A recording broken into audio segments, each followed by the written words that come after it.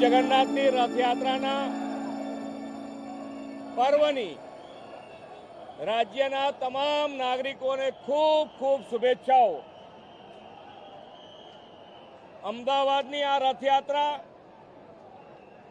જગન્નાથપુરીની રથયાત્રા પછીની સૌથી મોટી રથયાત્રા ગણાય છે।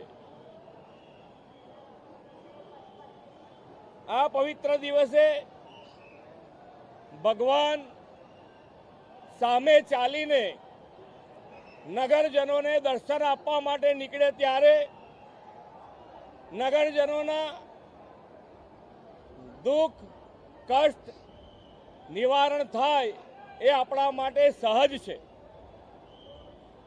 આ રથયાત્રા ભગવાનના દર્શનથી સૌ કોઈને સુખ અને શાંતિનો અહેસાસ થતો હોય છે।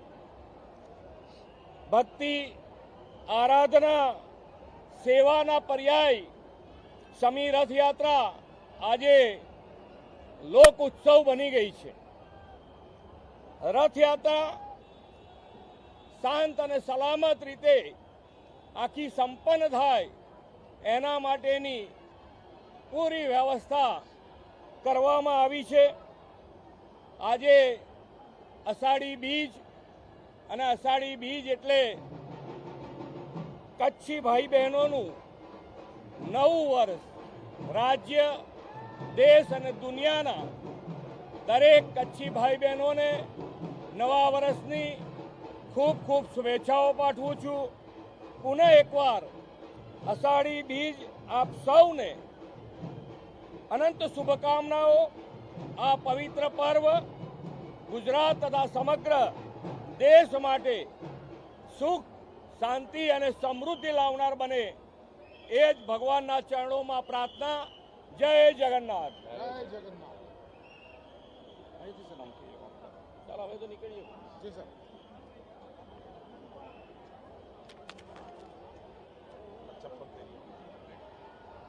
મુખ્યમંત્રી સાહેબનું જગદીશ મિત્ર મંડળ તરફથી હાર્દિક સ્વાગત કરવામાં આવે છે।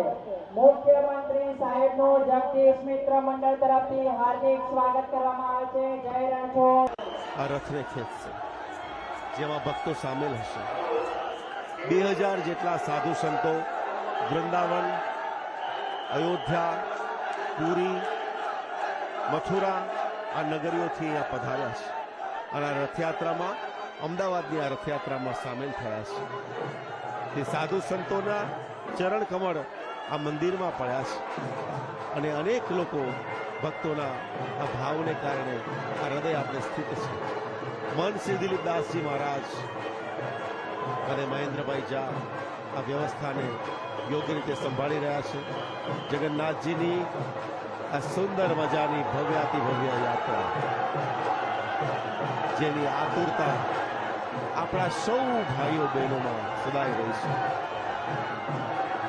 અમદાવાદના નગરની અંદર દરેક પ્રાંગણની અંદર દરેક આંગણની અંદર જ્યારે એની પ્રતીક્ષા છે ત્યારે અનેક રીતે તેમને આવકારવા માટે સમાજ આતુર છે। વિવિધ ભજન મંડળીઓ આમાં સામેલ છે। 101 ટકથી વધુ લોકો આમાં સામેલ છે જેમાં અંગ કસરતના કરતબ અખાડિયાનો પણ એમાં રહેનાર છે અને તેના દ્વારા થતા વિવિધ દાવ ત્યાં પ્રસ્તુત કરવામાં આવનાર છે। આ રથયાત્રા અહીંથી મ્યુનિસિપલ કોર્પોરેશન જશે, ત્યાંથી રાયપુર ચકલા ખાડિયા 4 રસ્તા કાલુપુર સર્કલ સરસપુર અને સરસપુરથી પછી કાલુપુર સર્કલ પ્રેમ દરવાજા દિલ્હી ચકલા શાહપુર દરવાજા આરસી હાઈસ્કૂલ ઘી કાંટા પાંડકોર નાકા માણેક ચોક અને ત્યારબાદ નિજ મંદિર પધારશે। આ સમય દરમિયાન સરસપુરમાં મોસાળમાં ભગવાન ત્યાં વિરામ કરશે। અનેક પોળના સરસપુરના વિવિધ પ્રકારના મંડળો ત્યાં ભોજન પ્રસાદની વ્યવસ્થા કરવામાં આવી છે। આ સુંદર મજાની વ્યવસ્થા એ સ્વયંભૂ રીતે થતી હોય છે જે તન મન અને ધનથી જેમાં સંપૂર્ણ લોકોના પરિશ્રમનો તેમના ધનનો તેમના ભાવનો વિનિયોગ થાય છે અને શુદ્ધિકરણ થાય છે ભાવનું અને પ્રસાદ હજારો લોકો સુધી, લાખો લોકો સુધી આ પ્રસાદ પહોંચતો હોય છે. આ રથયાત્રામાં 18 ગજરાજ, જેની આયુ 10 વર્ષથી લઈને 65 વર્ષ સુધીની છે. આ 18 ગજરાજ, એમાં નાનામાં નાના ગજરાજની આયુ એ 10 વર્ષની છે અને મોટામાં મોટા ગજરાજ